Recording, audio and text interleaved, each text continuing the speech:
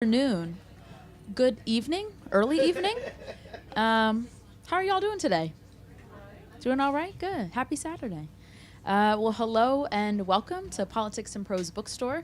My name is Sydney. I'm a bookseller here, where we now host in-person and virtual events, along with partnered and supported events, trips, and classes. For a full list of everything we do, feel free to go to our website, politics-prose.com. Before we get started today, a few housekeeping notes. I'd like to ask you all to please silence your cell phones so as not to disrupt the event. We've lifted the mask mandate here in the store, but if you'd like a mask, we can provide one for you. When we get to the time to opening the floor for questions, we've placed a standing microphone at the end of the aisle to your right. Please line up at one of these mics to ask a question so that everyone can hear, as we want our question to be heard also in our recording of the event. So we are live streaming today's program so that you or anyone you know can find it at Politics and Prose YouTube channel. And then following the Q&A, we'll have a signing up here at this table. So if you've not already purchased the book, we have plenty for purchase behind our counters up at the register near the front of the store. We'll ask you to line up also at this pillar. We'll come by, we'll ask your name for personalization, so please have your books ready for us. And once the event is complete, we please ask that you fold up your chairs and lean them against something sturdy just to help us out a little bit. And now I am very excited to welcome Rachel Louise Snyder, celebrating the release of Women We Buried, Women We Burn. For decades, Rachel Louise Snyder has been a fierce advocate reporting on the darkest social issues that impact women's lives. Women We Buried, Women We Burned is her own story. Snyder was 8 years old when her mother died, and her distraught father thrust the family into an evangelical, cult-like existence halfway across the country.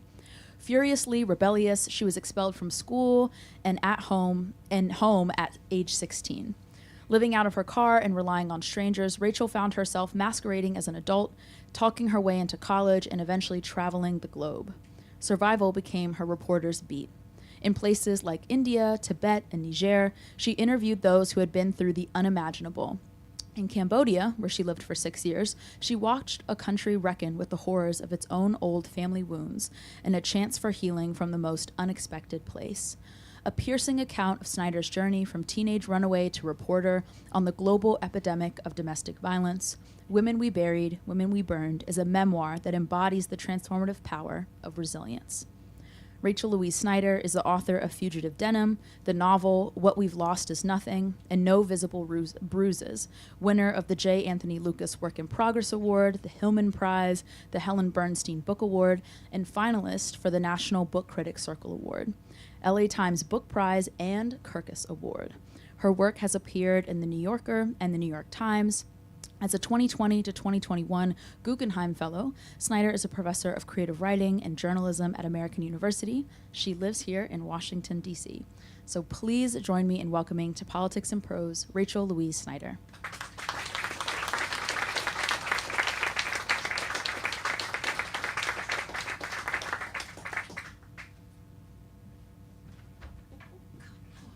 Who put that there? Well, it's kind of a long walk from there. And then I got a little bit stuck and had to backtrack. And I've been in here a bazillion times. Like, that's crazy. Can you all hear me? If you want to sit on the floor, there's room up here. And it's awesome. Because I know some of you are spry and limber back there. Like you, Kristen, I know you are yoga queen. Yeah. Thank you all for coming on this beautiful Saturday. About 2 hours ago was sweeping my alleyway and was like, oh, it's so beautiful outside, but I got to go get ready for my first event of my book tour. This is my fourth book published. I mean, all of us have books that are awful that will never be published. But this one makes me really nervous. Like, I really was like, my daughter came into my office about a half hour ago and she said, "What's wrong with you?" And I was like, I'm still trying to figure out what I'm going to read. I don't know what I'm going to read. That's not usually me. I talk in front of people all the time because I'm a professor. I do keynotes probably 50 times a year. And yet somehow, there are 3 chairs up here, by the way, if anybody wants to sit down. And yet somehow this book is making me nervous. And I think it's because it's my own story, and I've spent 30 years writing other people's stories. And for anyone who's known me for any length of time, which is actually quite a few of you in here, because I see a lot of people I love, I think they would say they expected this to be my first book. And in some ways, it is a book that I've been writing and rewriting. And one of my grad school professors said to me after he read it, you know, I recognize some of that from you trying to fictionalize it 30 years ago in grad school. Unsuccessfully, I might add. That's one of the books in the drawer.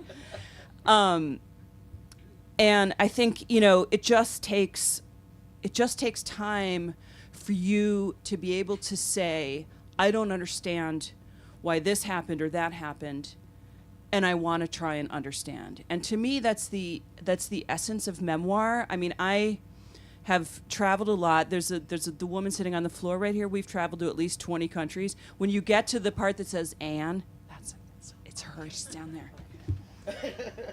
there.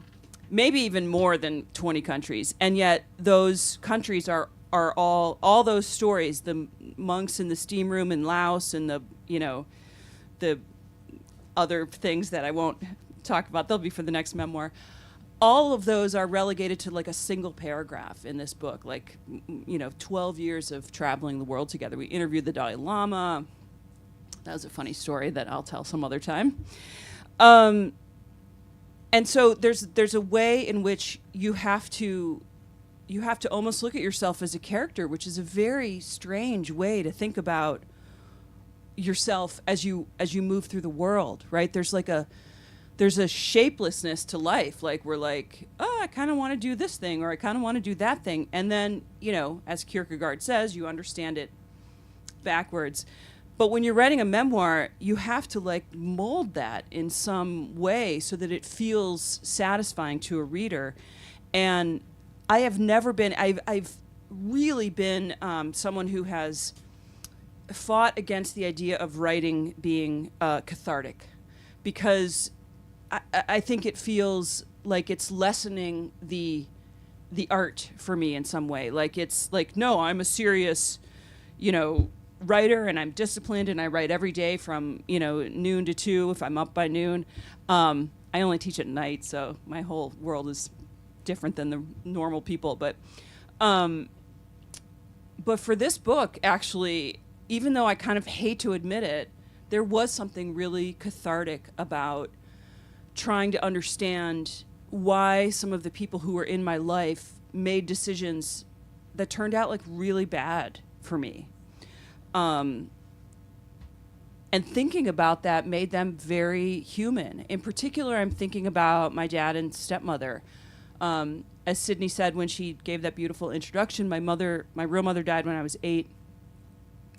And my father really thrust us into this evangelical cult-like existence where we were moved across the country, we were taken from our neighborhood, where we had all this support and all this love. We were not allowed to watch television, we were not allowed to listen to music, we were not allowed to interact with people who were non-believers. And let me just say, my real mother was Jewish. So this wasn't like something I'd grown up with, right? It was like suddenly like, you're not Jewish anymore, now you're evangelical. And I was like, say what now?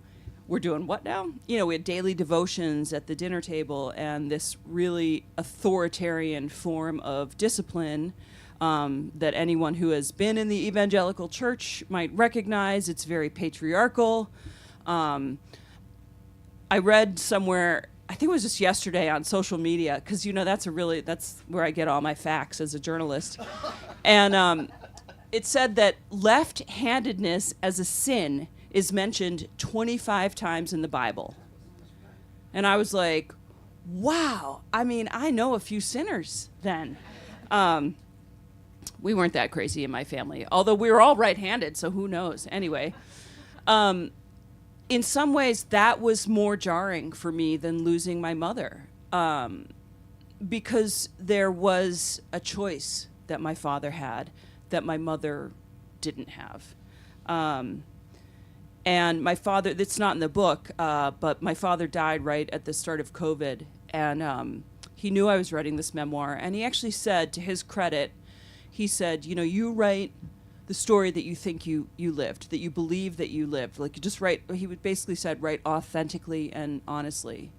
And I think that was really gracious of him, because he made a lot of mistakes, I'll say. And I have a child now, myself. Where is she? Oh, I see her.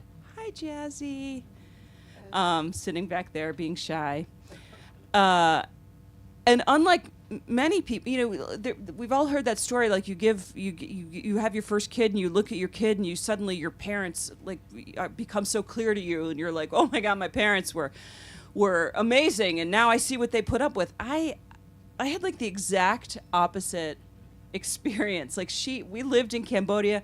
She was born in Bangkok, and I was like, bring me the giant white baby, you know, and they've like come in, and I'm holding her, and I look at her, and I just think, I had really fucked up parenting. Now that I have a kid, I know, and I'm sorry for swearing, but now that I have a kid, I know how terrible some of those choices were. But I also believe that they loved me. So to reconcile bad choices or choices that hurt someone that you love, but also they know you love them, is, I think, a complication that is really fertile ground for an artist. So that, in some sense, is where the book starts. And I'm going to just like read a little bit. I talk a lot. My readings may be noticed. So, because I like to give a little bit of the sense of the book, but I also just like to, you know, share and do storytelling with all of you. It's so weird. This mic is like kind of in my way for the, let me see if I can, all right. My brother David and I came home from school on a Friday in October to an ambulance in the driveway. David was a year older than me, in 4th grade. The ambulance was not in itself cause for alarm. We'd seen them before, coming or going, with our mother or without. It took up nearly the girth of our driveway, and we sidled past it, skipping up the stairs to our front door. It was October 1977, but my mother had been sick for much of my life. Recently, a gray oxygen tank 4 feet tall had been installed in her bedroom, and she'd been in bed pretty much ever since. In fact, she'd been in bed for years. The memories that dominate my time with her nearly all involve her sickness. Pulling over our green Pontiac station wagon so she could vomit on the shoulder of the road. My father and grandfather helping her to the dinner table so she could sit with us for a few minutes at Passover. David and me making get-well cards for her on yet another one of her hospital stays. We had lived in the shadow of her illness for so long that neither David nor I had ever imagined she could die. We thought she would be suspended in her forever illness, and her death staggered us, left us dazed and thunderstruck. That the ambulance was parked on this day was new. Usually they had their lights going, sirens off, engine running, strapping my mother on a thin gurney. But today it was like they'd stopped in for coffee. Popped in to see how Gail was doing, her split-level brick house a regular stop on their route, like the mail, like the milkman who put gallons in a silver box outside our door. Mail, milk, mother. I wore pants, white jeans with the name Benedict Arnold in bubbly orange letters all over them. Casual Friday, the sardonic 70s. My mother only let me wear pants to school 1 day a week and never jeans. Benedict Arnold had made the cut because the pants were white and orange and thus did not qualify as jeans. Back then, only pants that were blue and were made from cotton had qualified as jeans, even if they had rivets and 5 pockets and side seams. I wanted the freedom of movement that boys had, the freedom to dive for a base or do a layup into a basket, the freedom to climb a tree. An EMT stood in our blue carpeted living room at the bay window, where my mother kept alive spider plants and a Christmas cactus and ferns. Why wasn't he doing anything, the EMT? Why wasn't he taking her away on a stretcher? The details mattered. Parked ambulance, immobile EMT, not taking her away. The radio's crackling filled my house. I ran down the hallway. My mother was propped up by one of those bed rest pillows that looked like the sliced off upper half of a Barca lounger. Her macrame belt, unfinished, splayed on the bed beside her. Her metal tank on the floor was beside the bed, tubes snaking around her ears and up her nose. My grandmother Irma, my mother's mother, in from Boston, was on her hands and knees on the bed, Puma style. My Aunt Greta, from several towns over, wife of my father's brother, was standing in the bedroom. I don't know where, just there, in there. She and I have different memories about that day. The two of them, Grandma Irma and Aunt Greta, often took turns at my house, but this was the only time I remember them there together. People say children are intuitive, that nothing gets past them. I picked up all the tiny cues this day. Parked ambulance, gathering of relatives, men in blue. But I missed the primary event. The sequence is where I'm unclear. I ran down the hallway. My mother's bedroom door was cracked an inch. She wouldn't have wanted me to look, but of course I did. One eye peering through the crack. This thievery. My room was across the hall from my parents. I skidded to my knees at my bedside, white-knuckled my hands in a coal to diamonds grasp. I prayed, and I prayed like a desperate child.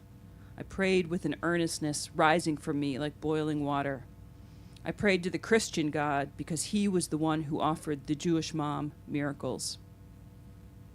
My father had always told me my fate was up to me, up to the level of my belief, and I felt I finally understood that day. It was up to me, my prayer, the power of my own belief. I had for years prayed for an actual working car that would appear in my garage, child-sized and ready to speed down the sidewalk. Red, if possible. I was flexible on the color. My father sat with me through dozens of iterations of this particular bedtime prayer. And I thought of the car now as I prayed for my mother, and I assured God, in case it wasn't clear to him, that those prayers were nothing compared to the faith involved in this one. The car didn't matter at all. That's why it had never appeared. I understood that now, I told God. But for my mom, I had more faith exponentially. My mother seemed old to me then, 35. It was only the years still to come that brought her youth into sharp focus, as I myself aged toward that number. She was old, and then she was young. I was young, and then I was old. I remember her there, her breath ragged, like she had cut glass lodged in her throat. There is nothing profound about this kind of death. No honor or heroism. There's the quiet life, and there's the absolute stillness of death. And what comes between is the violence, the dying itself. We think of life and death as intrinsically binary, here and then gone, alive and then dead. But there is a third category, an in-between. And dying, no matter the cause, no matter the context, always contains within it a kind of violence. It's also profoundly intimate to watch someone die. "Don't you do this to me, Gail," my grandmother Irma said. "Don't you dare do this to me." My grandmother's voice had a panicked edge, a terrible hiss. "I can't breathe. I can't breathe," my mother hissed, grasping for air. Pinpoint the violence to this second. "I can't breathe." Those were her last words. Trite, literal, her entire focus bringing into sharp relief the failure of her autonomic nervous system. The banality haunted me, the failure of her own biology, her final tether to this earth. Not her future and not her past, not her husband or her children, or her mother on all fours yelling at her to stay in this damn world. I've never read this out loud.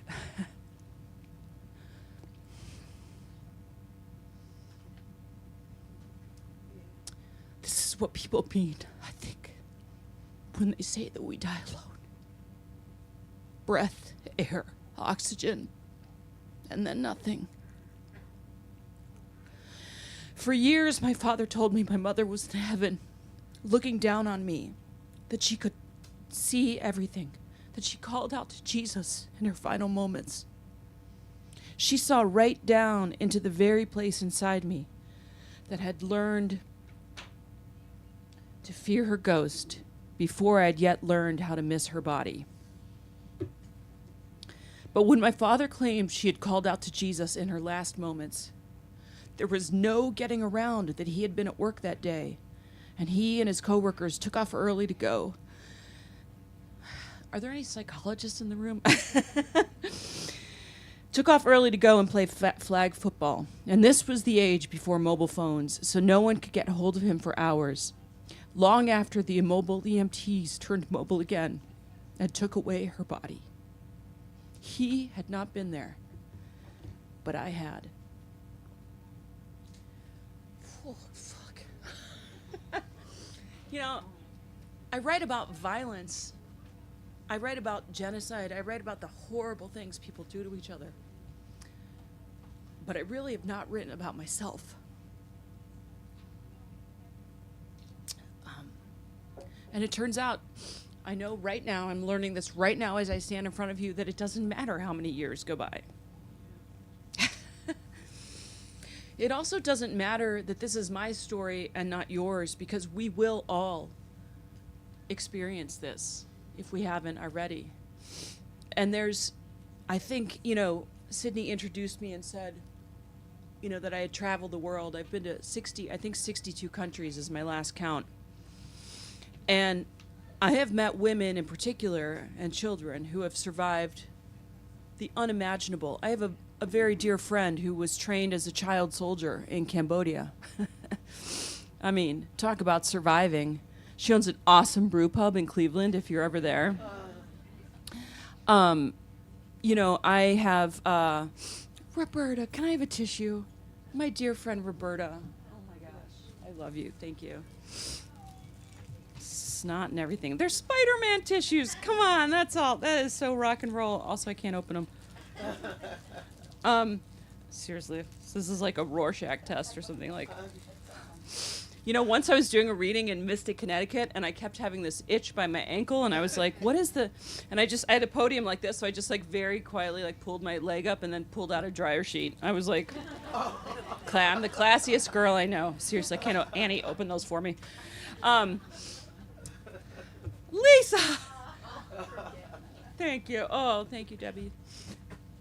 This is my friend Lisa, who I picked up one day in Rock Creek Park on her bike. I'm not even kidding. I was like, you look nice. Let's talk. And we've been riding bikes together for 9 years now. That's how I make friends. Anybody, everywhere. So I don't think any of us are alone in the pain that we have experienced or the pain that is going to come for us. But it's the in-between things, I think, that are so beautiful. In this room right now, I have members of what I call an intentional family. My parents are both gone, all gone. My dad, my mother, my stepmother. And there's something different when you connect in a community and you make your intentional family. And I think only being out there in the world and meeting all these other survivors and, child soldiers and women, girls who'd been married off. I remember you were with me, Annie, interviewing a woman in Romania. I say woman, she was 13. She had been married off at 12, and we did that interview with 30 male members of her family sitting in the room with her, right? Now, when I said to her, are you happy about being married? What do you think she said versus what she felt, right? And so moments like that made me just not do a comparison of pain, but connect in a very human way. I'm going to read one other small section. The thing about the book that I think is important is that my life had a series of really wild left turns, kind of one after another, after the death of my mother and after my father moved us across the country. We were kicked out. There were 4 of us kids in the family. I was the youngest, but they lined up 4 suitcases. I picked a blue and red Samsonite. We were all kicked out in 1985. I actually still have the sheet of paper from our family meeting that morning that listed the rules that we were going to have to abide by, which none of us did. I actually showed it to my father before he died. That was intense. Sort of intense like this moment, actually. But, you know, I'm talking about my father here, so you know there's forgiveness. You know, in some sense, you know the end of the story. But my dad and I did find our way back to one another. And in some ways, getting kicked out that day really, it freed me from the chains of this really strict religion, but it also freed me to interpret the world as I saw it and not through his eyes. You know, I'd been told that the world was something to fear, that people were unbelievers, that you would gonna go to hell if you didn't believe in God, and that the world was an unsafe place full of desperate searching people. And the more I went out into the world and the farther I went, the more I saw how wrong that interpretation was. That in fact the world was full of people, many of them strangers, who helped me, who gave me second chances. I did go to college and grad school. Like, I have tenure, but I didn't tell him I was a high school dropout until after I had tenure. You know, and that life would not be possible without 1,000 people giving you second chances. And I think in this day and age, this is one of the things that we are in fear of losing right now, like giving one another grace and second chances. So I'm going to read one other small part. I traveled a lot for many years as a journalist, and then I moved to Cambodia in 2003, and I was there for 6 years, and I moved back to America in 2009, so I've been in D.C. for 14 years. It's okay. It's a little hot. And no, it's moving from the tropics to the tropics. That was a surprise. Also, just for the record, the mosquitoes are way worse here than in Phnom Penh. Okay. Am I wrong? I have friends who lived in Cambodia. Am I wrong? I'm right, right? Yeah. See? 17 years they were there, so yeah. So this is a moment in Cambodia when I had been living there, I think about 3 years. And I'll read this little section and then we'll open it up to questions. The light in my apartment washes to an intense yellow, a pre-monsoon rain where the atmosphere takes on a mustard hue. It's like no light I've ever seen anywhere else in the world. My apartment is perpetually covered in a thin layer of red dust from the unpaved road outside. A for sale sign appeared on the gate of the alligator farm down the street a week earlier. They had 5 alligator babies in there, I think. They may have died. Many Cambodian fables begin or end with various creatures outsmarted by alligators. They are revered because they can live both on land and in water, and because they have only one predator: humans. In the warm afternoon, I sense that I am not alone. Sense is not a strong enough word. I know it as surely as I know the shape of my own body. There's a presence in the room that I can't see with my eyes, but is nevertheless as real as the passion fruit vines growing outside my living room door. I know this presence fully, without a hint of doubt. Had she come to me earlier when I lived in Chicago, I would have been fearful. I would have turned on every light in my house, played my stereo full blast, called someone, perhaps even fled. Had this presence come even in the first months after I moved to Cambodia, I wouldn't have believed it. But I've been here for years now, and I've heard the ghost stories. So when she comes to me, I know it is her, and I sit down on the couch in my living room. I see her, I feel her, I know her. The Khmer believe that solitude is foolish, it's asking for trouble, but I crave it. I won't believe this when you're gone, I tell my mother.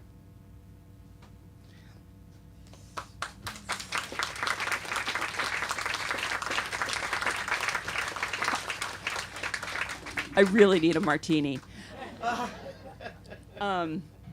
So yeah, we can open it up to questions. They've asked that you speak into the mic, and if anybody can't make it to the mic, I'll repeat your question for you. first of all, I want to thank you, Rachel, because I'm sure no matter how difficult it was to write this book, it was maybe even more difficult to read from it for an audience. And Well, I I think wouldn't we have were all thought so. moved by Thank you. your reading. I thought this might be a suitable first question. Can you explain the title for us? The title, Yeah. Women We Buried, Women We Burned. Well, I wanted to write a comedy, so, in some ways it's a better title for my third book. This is my fourth. My third book came from a New Yorker article, and I actually did not title it. Journalists don't title their own pieces in the newspaper, by the way. Just it's shocking that you're going to walk out of here and be like, that is the most shocking thing I've heard. But I felt, all of my other books have come to me, the titles have come to me like at 3 a.m, like bolt upright in bed, like, what kind of title am I doing? But this one, I had the title very early on. And for me, it's an allusion to, okay, this is going to sound creepy. I mean, there is a literalness to it, because it opens with my real mother, who is buried in Pittsburgh, and it closes with my stepmother, who was cremated. Literal, for those of you who are literal-minded. But it really speaks to the metaphor of authoritarianism in the religion that I grew up in with my father, and to the authoritarianism of patriarchal systems that I see and continue to see around the world. The murder of women and children is higher now, started to tick up. We've heard that stat, 3 women a day are killed in America. Have you heard that stat by their husbands or ex or partners or whatever? Domestic violence, homicide. That in 2017, that stat started to go up, and it's now between 4 and 5, which is a huge increase. Huge. 117 women a day are killed around the world from domestic violence, homicide. This was my third book, No Visible Bruises, so I know a little bit about this. And so, to me, I saw kindred spirits with all the other women around me who had lived under systems of patriarchy and authoritarianism. And so it's an allusion to my own home life. It's also an allusion to the many, many stories that I've covered of women and children around the world. Thank you for that question, Roberta.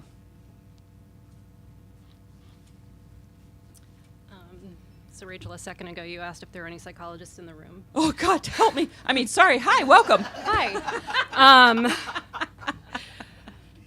I happen to be a former colleague at AU, now a trauma psychologist in private practice. Wow.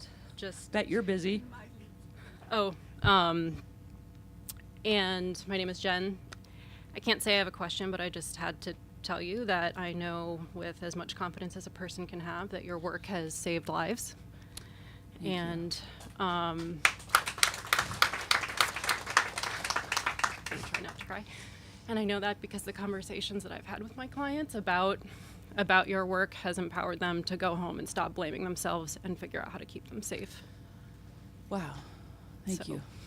Thank you, Jen. Thank you for your work. Whew. Anyone else? I do have And Maxwell. Foreshadowing. Hi, my name's Meredith. I define myself as part of the Christian left.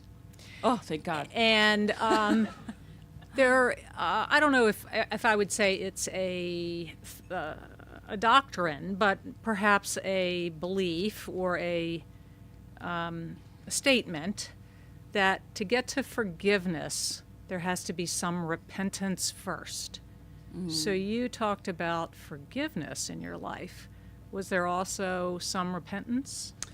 That's I love that question. Thank you for that. And thank you for being part of that belief system, because I have mad respect for, part of the thing about this book is when I moved to Cambodia, I learned that many Khmer believe there is a world of ghosts and spirits just sort of living right parallel along with our world. And as an American and a Westerner, my first couple of years there, I was like, that's weird, and then the longer I lived there, the more I was like, why am I so right? How do I know? Actually, none of us know. And I just developed like an openness to not just that interpretation, but even the Christianity of my dad and stepmother. I was like, why do I have to judge them for believing the way they do? They can't force it on me anymore. I'm an adult, I'm raising my daughter in a very strict heathen household. And they knew that, and what we were left with at the end of both of their lives was really love and gratitude. In terms of repentance, 100% my father never repented. It's interesting I want to talk about that word, but I'm not going to. I would say to him things like, when you kicked us out in September of 1985, and he would say, I didn't kick you out. You left of your own accord because you were unwilling to live by the rules. I'm like, that's a little bit of wordsmithing. I was 16. And so we never came to terms with that. My stepmother was a little bit different. She, by the end of her life, she didn't believe in a literal heaven and hell. And she and I found each other in other ways as women in the world who had been, who had really survived some stuff. Her first husband, I didn't know this until she was in hospice, literally in hospice a month before she died. Her first husband had been terribly abusive, had held her down, put a gun to her head. She was 16, by the way. She was very young. And I knew none of that. And my father told me, and that's why my previous book is dedicated to her, in fact. So I don't know if I would use the word repentance. What I would say is I had always been aware of contributing to the violence in our home, contributing to the chaos, contributing to the, I did drugs. I had a lot of, my 15-year-old is here. She's like so wonderful and perfect. She's so the opposite of me. I had a 0.467 grade point average when I was expelled from school. I actually have my transcript.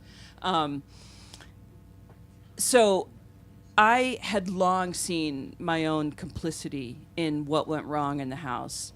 I don't know that my parents ever saw theirs, but I made a conscious decision to love them anyway. And I especially made a conscious decision to have my daughter in their life if they wanted it and she wanted it, because the sins of the past generation should never dictate the behavior of the current generation. God, that's a good quote. Someone write that down. I just thought of that just now. But I really believe that. And I was like, she deserves to know her grandparents. And she did. She did know them before they died. I don't know if that answers your question. Hi. Well, it was wonderful to hear you read it. And it must have been very difficult to get through that, but it was beautiful. When we spoke on the phone yesterday, talk about bearing the lead, I meant to ask you about the ghost of your mother, and you touched on it at the end. Can you talk a little bit about that experience and how it impacted some of your decisions after you saw her ghost? Absolutely. I wrote about this in the New York Times just like a couple of days ago. If you want like a Cliff Notes version of the book. I was there with I had a Cambodian dog, and there was a lot of talk after we got our dog about how dogs can see the spirit world. Dogs have access to the spirit world that we don't.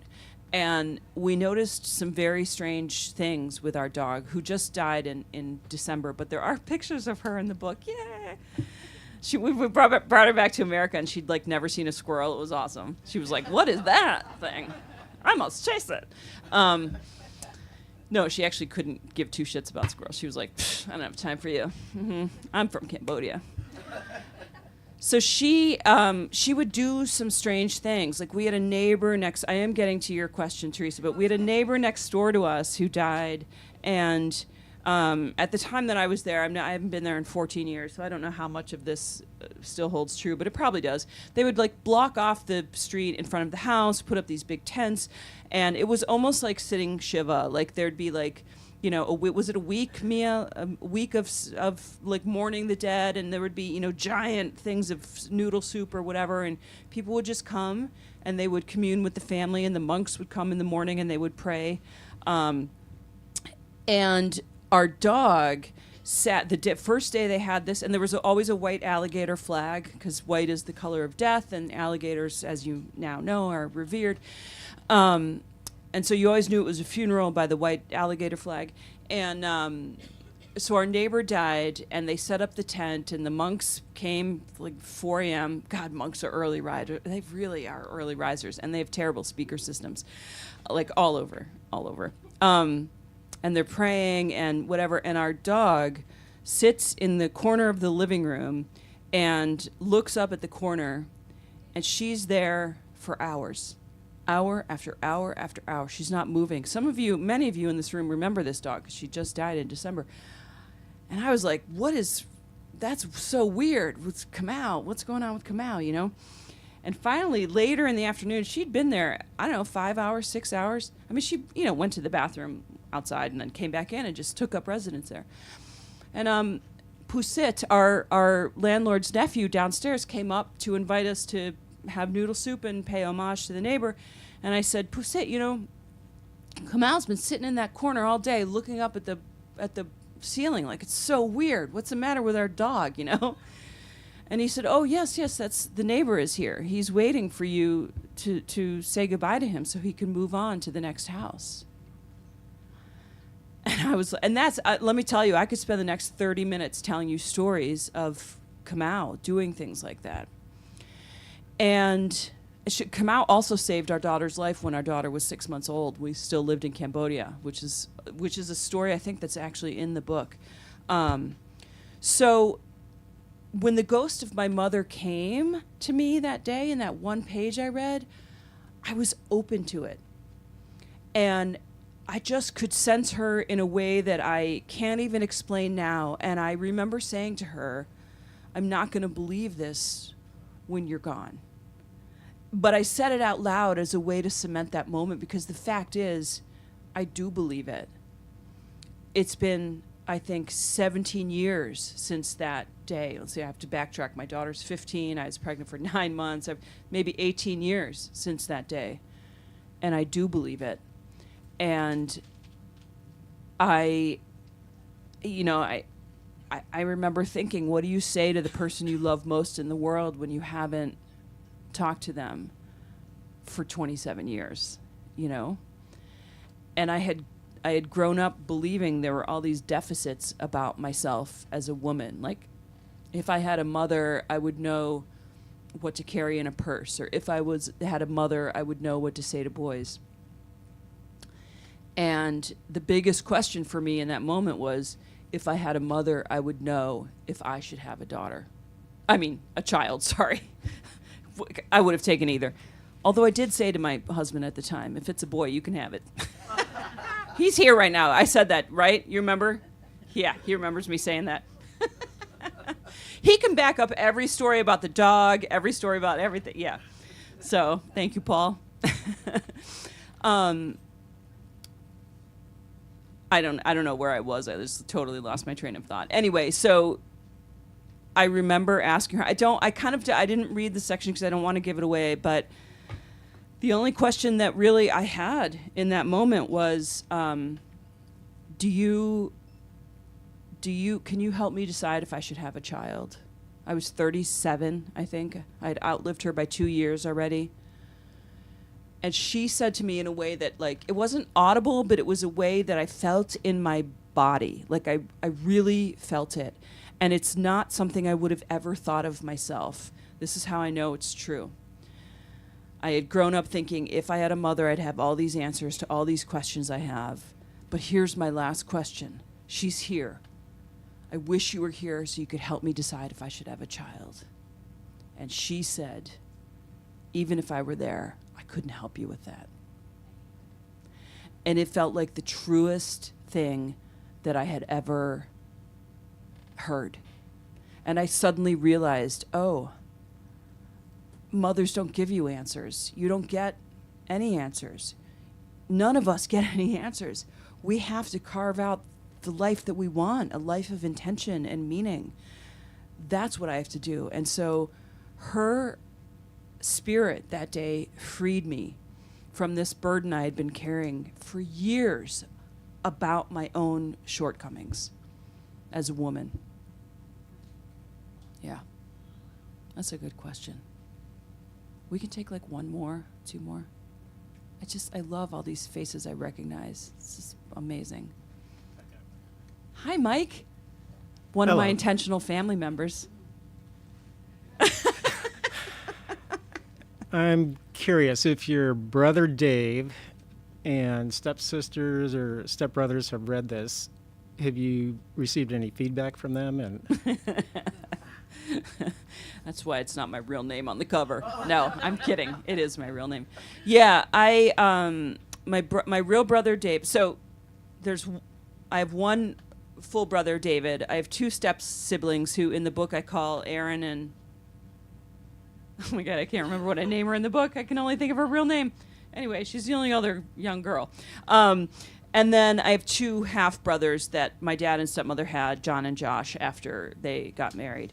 And I asked my brother John if he wanted to read it in advance. He said, no, I trust you. I'll read it when it comes out. I asked my brother Josh, because he has some medical issues. I needed his permission. And I wanted to make sure I got it right. And he has read it and had only positive things to say about it. And my brother David also read it, had a couple of different memories than I did, so I tweaked some of that because I trust his memory more than mine. He's a little older. And he felt like I really captured our father. You know, our father was authoritarian, crazy right-wing. I mean, by the end of his life, he was drinking the Kool-Aid fully of MAGA and, Fox News and all that stuff.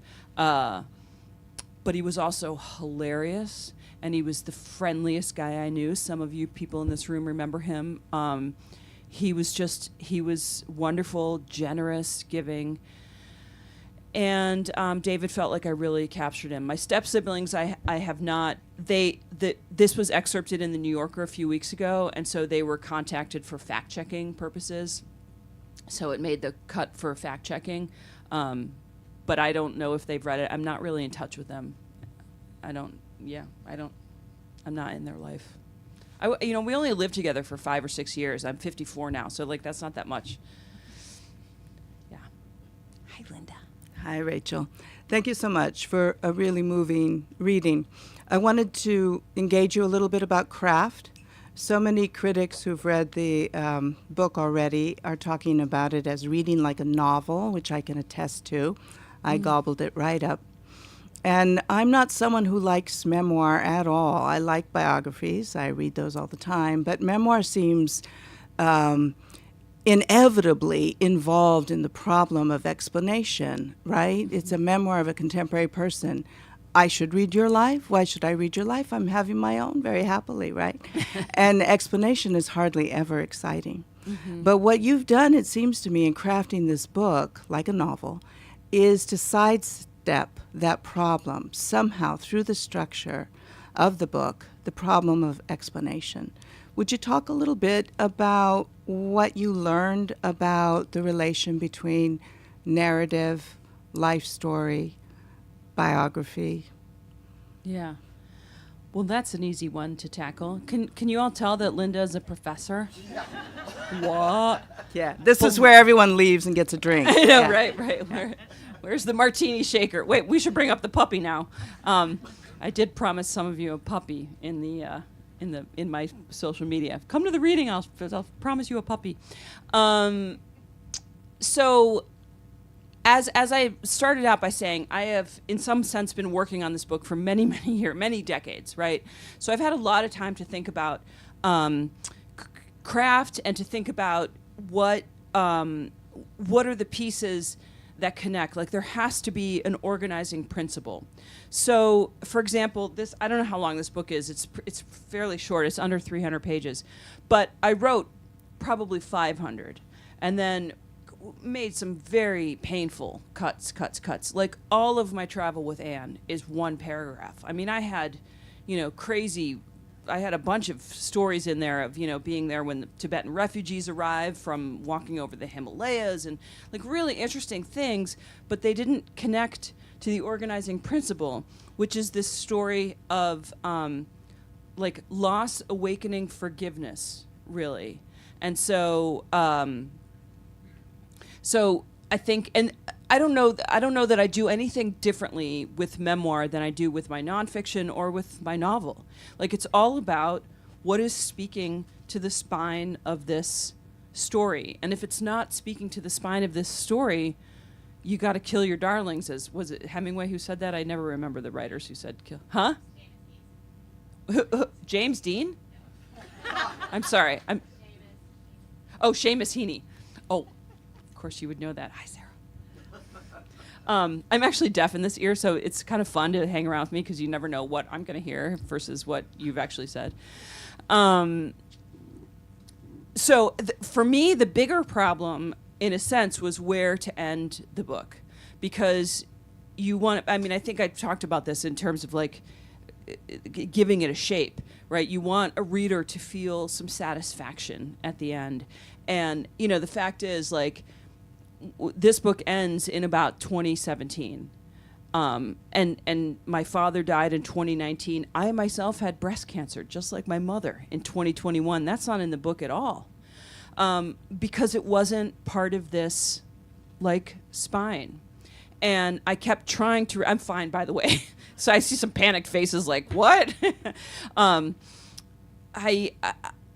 kept trying to figure out how to fit in other big things in my life. And I think you have to let go of the idea of events as an artist and think about, like, once a draft is written, right? I mean, you want to vomit it all out, but then you want to shape it, and you have to be relentless in your sort of asking about how these things are in conversation with one another throughout the whole book. I don't know if that answers your question or not, but Yeah, I think it does. I mean, I just think that I maybe, really tried to sound smart. Yeah, no, I think you are. I think that is the genre innovation that memoir has been looking for, right? I mean, you have said to me, a life doesn't have a narrative. It's incomplete. It's moving around. It's taking shape. But a memoir has to have a narrative. You've done something really interesting here. I mean, it has to also, this is the difference between, like, autobiography and memoir. Like, I was at an event the other night and someone asked, like, you're so young, how can you have written and I was like, I'm so young, thanks. But, how can you have written a memoir at your age? And it's like, it's not actually about the age, it's about the organizing principle of the book. So if you read Educated, you know that she's leaving out all kinds of stuff, right? But it's how did she get to that place that of being educated, right? Or if you read The Glass Castle, it opens with her. These are the books that are, like, most often compared, I think, to my memoir so far anyway. It opens with her seeing her mother in New York dumpster diving as she's being driven in a limousine, right? And then she's like, she traces her crazy life, but it's all about, like, how do you get to this moment? And this book opens with me on a ship. I'm sailing around the world, and I sleep on top one night when we're just in the middle of the ocean, and I wake up, it's like dawn, and the sky is literally sliced right down the middle, with sunlight on one side and darkness on the other. I mean, it was as clear a line as, like, where these ceiling tiles end. And I was like, I remember thinking, like, am I the only one seeing this? Like, there were a couple other friends with me on that ship. How can that be? And it turns out, like, science has an explanation for that line. It's called the Terminator, actually. I'm not even making that up. That's crazy. But, for this, it was like, how do I get from my mother dying back to where I'm on this ship, which is really this I call it my origin story. Like, it's my origin story of having a life that is intentional and meaningful and whatever. So I don't know. I could talk about this for a long time. I should teach a class in this. Oh, I do teach classes in this. Sorry. We maybe have time for one more question, and then I'll do a signing. Hi, Maura. Yeah, I took your class. You took my class. I did. So you do know I teach this. Yes. It was one of my favorite classes. Oh my God. It's as if on cue. Oh, and here's one of my students. And there's another one back there. I wanted to ask you about what you found different and unexpected about the process of writing a memoir. Oh, that's a good question. What did I find different about the process of writing a memoir? I mean, I found it cathartic, which I really resisted. I was like, no, I don't feel better for writing this day. God, I kind of do feel better for writing this day. That was the first surprise for me, I think. I don't know. I mean, you know, crying tonight reading, it was a surprise. That's never happened to me before. I mean, I think, you know what? No, I'm going to answer that seriously. There were some moments, like the line I read when I said, my mother seemed old as I, when I was young. And then as I grew toward that age, she seemed young. I was young, and then I seemed old. There were so many lines like that that just came to me because I was so immersed in trying to understand what her death meant, what the trauma of my life that I went on to live meant, why people did the things they did. And I feel like that, I remember being a young writer, like in my 20s, being like, God, these writers seem so wise, or these writers seem like they have insights. I'll never be a person who has insights. And you just have to trust your own intellectual curiosity to get you through those hard parts, I think. And so for me, I was like, oh, those insights come from deeply looking and grappling with complications. Thank you. Yeah. Okay, so thank you all for coming. That was wonderful. Thank you.